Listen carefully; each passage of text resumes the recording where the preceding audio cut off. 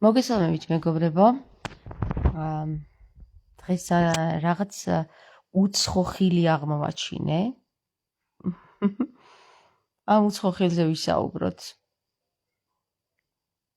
რაღაც ახალი ხილია და რაღაც დიდი ტემპით და სწრაფი ტემპით მიემართება როგორც ჩანს. ფილოსოფიის კლუბი, ესე ქვია, ფილოსოფიის კლუბი YouTube-ზე. საინტერესო საუბრებია, როგორც მოვისმინე, 1-2-ს გადავავლე თვალი.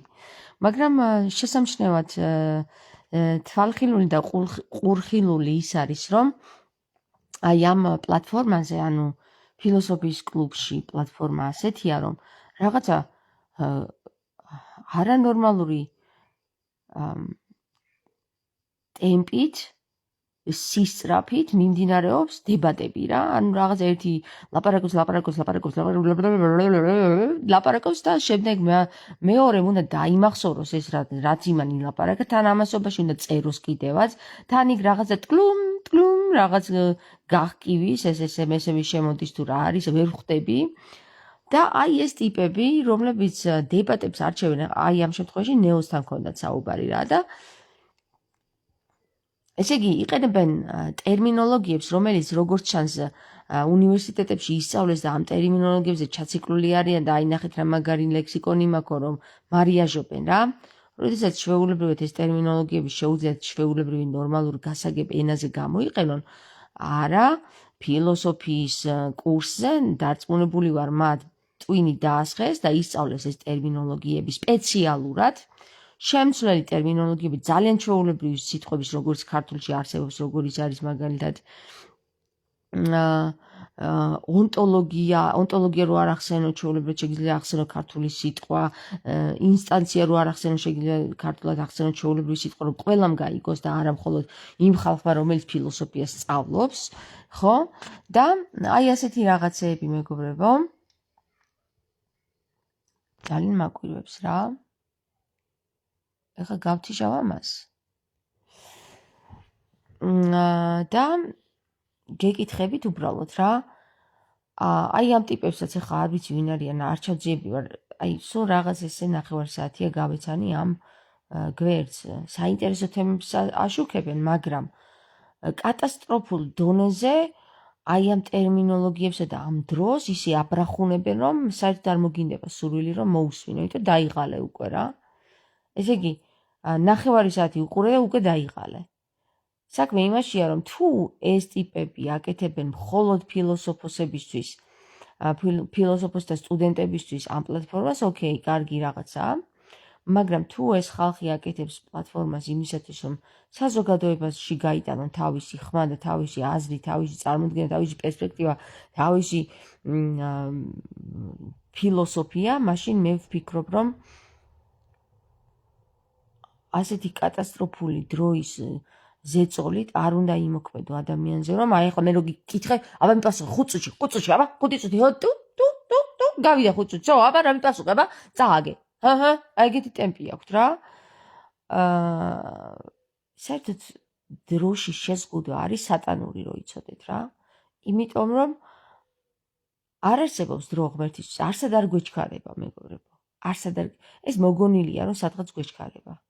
არსად არ გვეჩქარება და ყველაფერი არის მოეშვი რა, დაწყნარდი, ილაპარაკე წყნარად. აი დრო დაჩქარდებაო რო არის ბოლო ჯამს მაგაზე საუბარი, სწორედ ამაზეა, რომ გადავიდნენ ტიპები, ესე იგი TikTok-მა ხო ამ ვიდეოების ასკროლვაში გაწაფა. მერე ის რომ როგორც კი ნელი ტემპით მოსაუბრე ადამიანს ისმენ უკვე არ გაინტერესებს ასკროლავ. აქედან გამომდინარე, რადგან მოთხოვნა მეტია რომ სწრაფად ისაუბრო და ადამიანი დააჰიპნოზო, ადამიანის გონება დააჰიპნოზო, თუმცა ტვინში არაფერი არ შედის, იმიტომ რომ იმას შენ მხოლოდ გათიშავ. ადამიანი, რომელიც 5 წუთში მოისმენს 3000 სიტყვას, იმას არაფერი არ გაუგია ცხოვრება, ვერც გაიგებს, ვერც დაიმახსოვრებს. და შენ თუ ამისკენ ამას ხელს უწყობ და მიდიხარ იმისკენ, რომ 5 წუთში 3000 სიტყვა რა ქვია მაგას, ჩატენო, არც ადამიანი ხარ, არც კაი ტიპი ხარ და არც ღვთიური ხარ და რატომ ლაპარაკობ, მე უბრალოდ არ მესმის. ძალიან გაწონასწორებულად ამ სიგნალებისა და ხელისშემშლელი სიხშირეების გარეშე ჩართე უბრალოდ ეს პლატფორმა, კითხვები დასვი ძალიან ნორმალურად და მოისმინე მისი პასუხი, რომ აი ამდენი წუთი გაქვს დრო და ამას უნდა ჩაატირო, შენი საქმე უნდა ჩაატირო. ბიჭო, მთელი სკოლის სისტემა გადასულია იმაზე, რომ ბავშვები ზეწოლის ქვეშ ამყოფოს, რომ აი ამა და ამ საათში, ამა და ამ წუთში უნდა მოასწროს რაღაცის თქმა და შინაგანი სტრესი და დასტრესილობა ამ დედამიწაზე ისედაც დიდია და ეხლა კიდე თქვენნაირების სტრესი და დასტრესილობა აკლია რა კაცობრიობას. არ ვიცი ხალხო, რაში გჭირდება, კაი ფობთ ამაზე თუ რა არის ვერ ხვდები, რაში გჭირდებათ ესეთი სიჩქარე? სპიდში ხარ? ვერ ხვდები, სად გეჩქარებათ, სად მიფრინავთ? თუ მაყურებელი რო არ დაკარგო, იმიტომ რომ სწრაფ საუბარსაც ვერ იგებს და ნელ საუბარსაც ვერ იგებს, ხო? ანუ ძალიან ნელი საუბარი, ახლა მართლა მომაბეზრებელია, მაგრამ ესეთი სისწრაფით საუბარი ცოტა არ იყოს მომაბეზრებელია რა, იმიტომ რომ ბზუი ხარ რაღაცა გამაყრუებლად. ჯერ ხო უნდა გაიაზრო რაღაცა, რასაც მეკითხები და რომ მეკითხები ჯერ ხო უნდა მოვისმინო. მე რომ მოვისმენ, მე ხო აზრი უნდა გამიჩნდეს. ეგრე რობოტები ხო არ ვართ, რომ შემოვიდა ChatGPT-ს გვადარებთ თუ რა ხდება, ვერ ხვდები?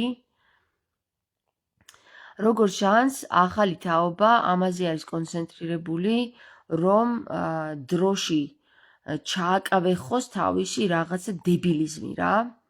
თავისი ის სიტყვები, რაც ისწავლა მთელი ამ სტუდენტობის განმავლობაში, აი რაღაცა ვიღაცის წაკითხული, იმის დაწერილი, იმის ფრაზები, იმის სიტყვები, იმის რაღაც და თვითონ, რასაც აკეთებს, არის არა ადამიანური ტემპით აზროვნება, ცხოვრება და ეს რა ქვია, იმისი არ იყოს ბავშვებს რო სწავლიან ანგარის და ესე რო აკეთებენ რაღაცებს და უკვე გითხრეს, არ გიკითხავს, კითხვა არ დაგიმთავრება, უკვე გითხრეს პასუხი. ანუ ძალიან რაღაც უცნაურობაა ეს ყველაფერი რა, მე ეს არსად კარგთან არ მიგიყვანთ. ეს მიგიყვანთ მხოლოდ იმასთან, რომ დანერვოზდებით და სულ რაღაც 40 წელიწადში გაგიჩნდებათ პარკინსონი. და იქნებით მე დანერვოზებული პარკინსონიანი საზოგადოება. იმიტომ რომ ასეთი ზომით სტრესი პირდაპირ თირკმელებზე გირთყავს. და თირკმელები თუ დაგიზიან და მე პარკინსონიც ადვილად გიჩნდება. მოგეთ ერთი სიტყვით, ჩემი გაფრთხილება ყველა იმ საზოგადოებას, ვინც აი ამაში იღებს მონაწილეობას, აი ამ გვერდში იღებს მონაწილეობას, უბრალოდ ამ ტიპებთან იღებს მონაწილეობას. ეხლა ეს ძაღლი საიდან მოვიდა? აბა აქედან დამეკარგე.